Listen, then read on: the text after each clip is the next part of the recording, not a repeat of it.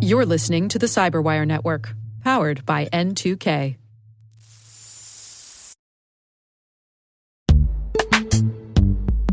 This episode is brought to you by Palo Alto Networks, the leader in cybersecurity.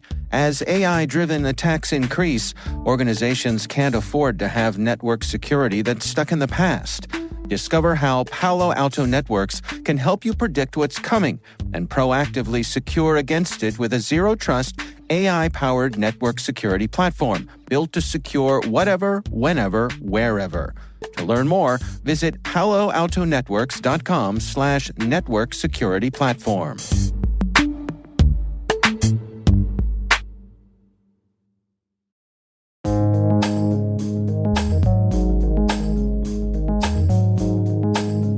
The word is BSIMM.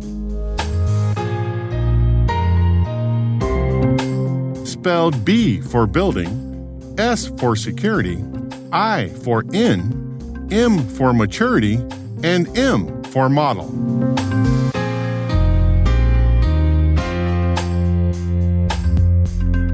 Definition: a descriptive model that provides a baseline of observed software security initiatives and activities from a collection of volunteer software development shops.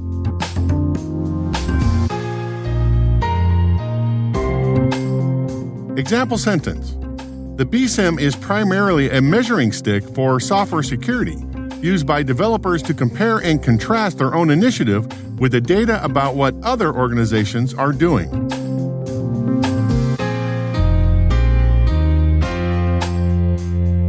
Origin and context. Dr. Gary McGraw is one of the early security thought leader founding fathers, probably on the same importance level as Bruce Schneier, Marcus Random, and Jeff Moss. His niche area of expertise is software security, and he has written at least a dozen books on the subject from 1996 to 2008. In March of 2008, while working as the CTO of Cigital, a software security firm, he embarked on a scientific data collection project that eventually led to version 1 of the Building Security In Maturity Model, or BSIMM. The model is a descriptive model, as opposed to a prescriptive model like SAMM, the Software Assurance Maturity Model. SAMM tells you what organizations should be doing in terms of software security. BSIMM tells you what organizations are actually doing. In version 1, McGraw and his Cigital team surveyed some 30-plus companies and simply collated initiatives and activities around software security. The initial model offered no judgments. The idea was to collect what the community was doing. For the first time, this model started to nudge the community into a common vocabulary. By 2014, Synopsys, another consulting firm, acquired Cigital, but still released a new BSIMM report every year. In the 2021 report, the BSIMM version 12 project surveyed some 128 organizations and collected data on 324 primary measurements from almost 4,000 developers and 153,000 applications. From the report, the top 3 activities observed were: number 1, implementing lifecycle instrumentation and use to define governance; number 2, ensure host and network security basics are in place; and finally, number 3, identify PII obligations. And the report does identify the use of a software bill of materials, or SBOM, by many of the 128 participating organizations.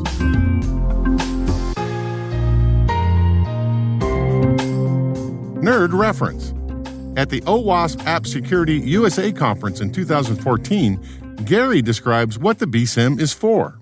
The idea was, we're going to go gather data, and we're going to take the data, and then we're going to look at the data, and then we're going to build a model to describe the data. I just said data, data, data, data, data, right? Real data, take it all, build model. Now, this is weird because computer science, the way we usually do it is, well, I have a pet theory, so I'm going to build a big old system, and then I'm going to try to justify it with a little bit of data. But in most sciences, it works the other way around. I got a big old pile of data, now I'm going to try to model that data. That's what the BSIMM was about.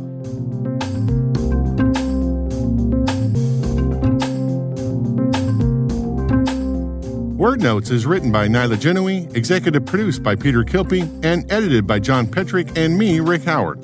The mix, sound design, and original music have all been crafted by the ridiculously talented Elliot Peltzman. Thanks for listening.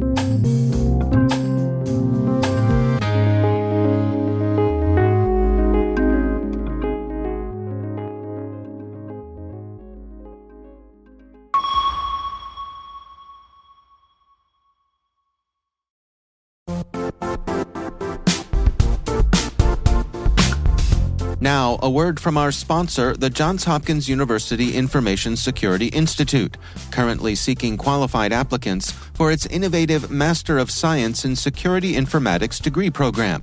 Study alongside world-class interdisciplinary experts and gain unparalleled educational, research, and professional experience in information security and assurance. Interested U.S. citizens should consider the National Science Foundation's CyberCore Scholarship for Service program, which covers tuition and a $6,000 annual professional development allowance, as well as providing a $37,000 additional annual stipend. Apply for the scholarship and the fall semester by March 1st. Learn more at cs.jhu.edu/MSSI.